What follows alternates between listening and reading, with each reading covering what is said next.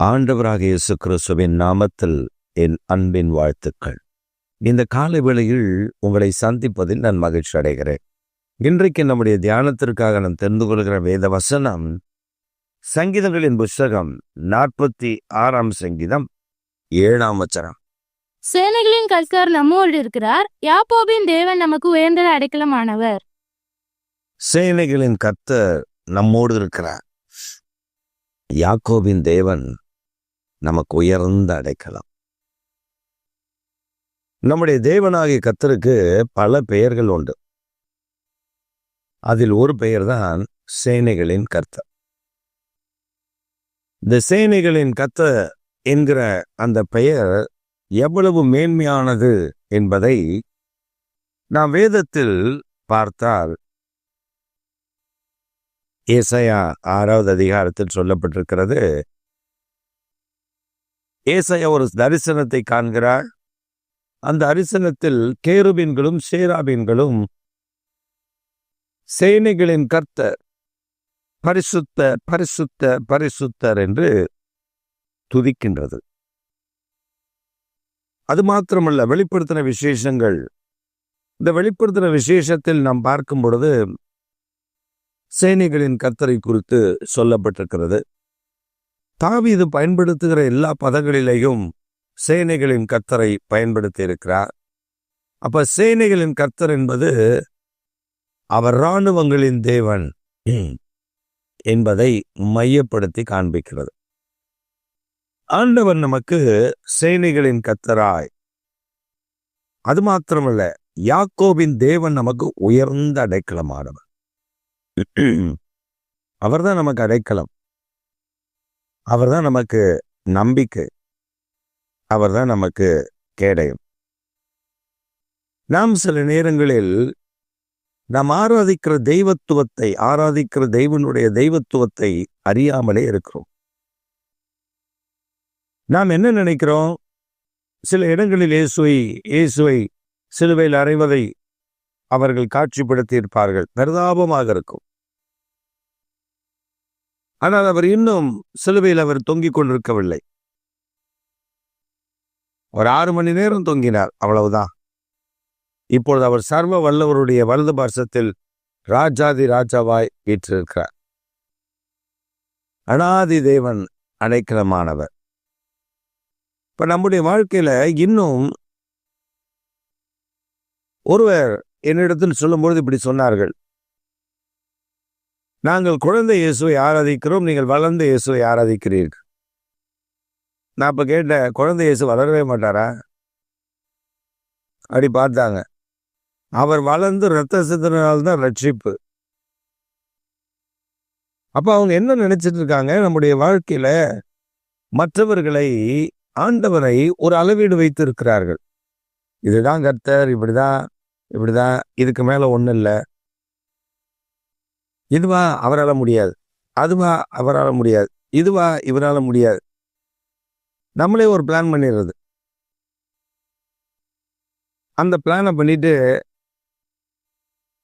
சில இடத்துல நீங்க பாத்தீங்கன்னா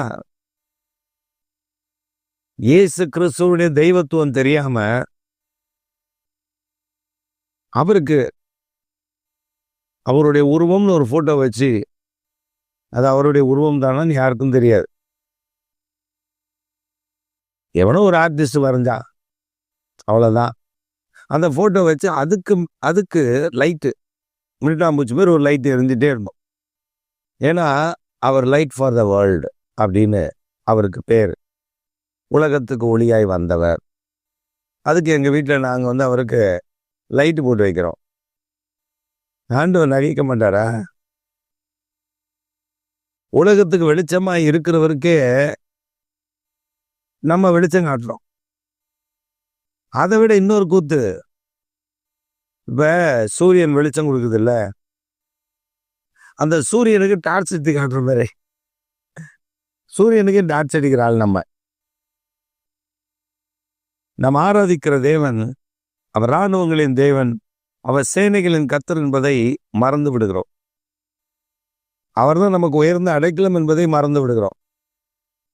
மறந்ததுனால தான் நிறைய இடத்துல தோல்வி. இதை யாரெல்லாம் சரியாய் புரிந்து கொண்டாலும் அவருடைய வாழ்க்கையில வெற்றி. மோசே வாழ்க்கையில வெற்றி, யோசுவா வாழ்க்கையில வெற்றி, தாவீது வாழ்க்கையில வெற்றி, தானியேல் வாழ்க்கையில வெற்றி. இப்படி எவர் புரிந்து கொண்டார்களோ, one who understand whom I am worshiping. We should know the characteristic of our God. நமக்கு தெரியணும் நம்முடைய தேவனுடைய அந்த ஆழத்துவம், அவருடைய தனித்துவம், அவருடைய கேரக்டர் நம்ம புரிந்திருக்கணும். அதை புரியாதனால தான் பல இடத்துல தோல்வி. நான் அவரைத்தான் நேசிச்சேன், அவரை நான் கைவிட்டேன். அவர் எப்படி கைவிடுவாரு? எங்கேயாவது ஒரு இடத்துல வேதத்துல காட்டுங்க, ஆண்டவர் கைவிட்டாரு, அவனை விட்டு, அவன் தப்பு பண்ணியிருந்தா, அவன் பாவம் செஞ்சிருந்தா அவனை விட்டு விலகி போயிடுவார். தாவீது கோலியாத்தை மேற்கொள்ள போகும்போது அவர் கூட இருந்தார். தானியேலை சிங்கக்கேபில போட்டப்போ அவர் கூட இருந்தார். எஸ்தர் தன் மீறி அகஸ்வேரோனிடத்துல போகிறாள், சட்டத்தை மீறி போகிறாள், கர்த்தர் கூட இருந்தார். தோல்வி எங்கேயுமே இல்லை.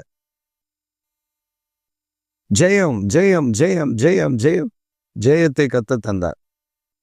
அந்த காலை வேளையில ஆண்டவர் நமக்கு ஒரு வெற்றியை தர விரும்புகிறார்.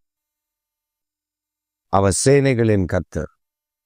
அவர் சாதாரணமான ஆண்டவர் இல்லை, ஒரு சேனை அவர்.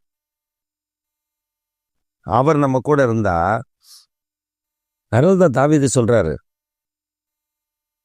நான் ஒரு சேனைக்குள் பாய்வேன், மதுளை தாண்டுவேன். யாரால? என் ஆண்டவரால. என் ஆண்டவர் எனக்கு இந்த நன்மையை செய்ய முடியும் என்று தாவீதுக்கு நம்பிக்கை இருந்தது. பேதுருகிட்ட போய் கேளுங்க, பேதுருகிட்ட போய் ஒரு வார்த்தை கேட்டு பாருங்களேன். பேதுருவே, நீ ஆராதிக்கிற இயேசு எப்படிப்பட்டவர்? இயேசு கேட்கிறாரு, அப்பா சீசன் நிறைய பேர் போயிட்டாங்க என்னை விட்டு, நீங்களும் போய்விட மனதா இருக்கிறீர்களா அப்படின்னு கேட்ட உடனே பேதுரு சொன்ன ஒரு வார்த்தை என்ன தெரியுமா? நாங்க எப்படி ஆண்டவரை போவோம்? ஜீவனுள்ள வார்த்தை உம்மிடத்தில் இருக்கிறது. He know that I am worshiping Jesus Christ is living God. His word change the life. His word is living word. சொல்றான், ஜீவனுள்ள வார்த்தை உம்மிடத்தில் இருக்குப்பா. நாம் என்ன நினைக்கிறோம்? வசனத்தை வாசிக்கிறோம், ஹல்லேலூயா க்ளோரி, ஆண்டவரே இந்த வாக்குத்தத்தம், இந்த வாக்குத்தத்தம், இந்த வாக்குத்தத்தம் தான் சுதந்திரிக்கணும். We should take it for us. நாம் அதை நமக்கு சொந்தமாக்கி கொள்ள வேண்டும். நாம் அதை நமக்குரியதை மாற்றணும். பல நேரங்களில் நம்ம செய்யறதில்லை. வாக்குத்தத்த போர்டாத்த உங்க வீட்டில், கார்ல வாக்குத்தத்த போர்டு, ஸ்டிக்கர் அடிச்சு வச்சிருப்போம், வண்டியில எல்லா இடத்துல இருக்கும், வசனம் உள்ள இருக்கு. வாக்குத்தத்தம் வெளியில் இருப்பது முக்கியம் அல்ல, இருதயத்தில் இருக்கணும், பலகையில் இருக்கணும், இருதய பலகையில அதை சுதந்திரிக்கணும். இந்த வருஷம் வாக்குத்தத்தம் நம்ம ஆண்டவர் தந்தா நீ சகல ஜனங்களை பார்க்கலாம் ஆசீர்வதிக்கப்பட்டிருப்பாய். ஆனா அந்த வாக்குத்தத்தம் வந்ததுக்கு அப்புறம் பல ஆசீர்வாத குறைபாடுகளை நான் பார்க்கிறேன். அதனால நான் சோர்ந்து போயிட்டேனா? இல்லை, நான் சொல்றேன், கர்த்தர் அந்த வாக்குத்தத்தத்தை நிறைவேற்றுவதற்கு பழையன கழிதலும் புதியன புகுதலுமாய் மாற்றுகிறவர். முந்தினவைகளை நினைக்க வேண்டாம், பூர்வமானவைகளை சிந்திக்க வேண்டாம், இதோ நான் புதிய காரியத்தை செய்கிறேன், அது இப்பொழுதே தோன்றும். வனாந்தரத்தில் வழியையும் அவாந்திர வழியில் ஆறுகளையும் உண்டாக்குற கர்த்தர். பழசெல்லாம் சில நேரத்தில் சில பழைய ஆசீர்வாதங்கள் அதை விளக்குவார். ஏன்னா புதுசை தர, புதுசை கொடுத்து நம்மை ஆசீர்வதிப்பார்.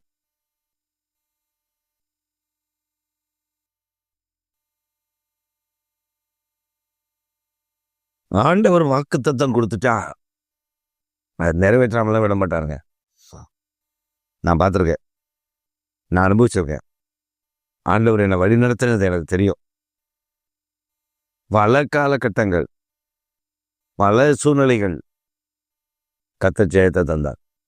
இன்றைக்கு உங்க வாழ்க்கையில ஜெயத்தை தரப்போகிறார். நீங்க ஆராதிக்கிற தேவன் சாதாரணமானவர் அல்ல. அவர் சேனைகளின் கர்த்தர். அவர் யாக்கோபின் தேவன், உயர்ந்த அடைக்கலமானவர். You trust in our God. You just trust in our God. நம்முடைய தேவன் மேல் நம்பிக்கை வையுங்கள். அவர் உங்களை நடத்துகிறதை மட்டும் பாரு. உடம்பு ஆச்சரியமா இருக்கும் தெரியுமா? இன்றைக்கு கர்த்தர் அதை செய்ய போகிறார்.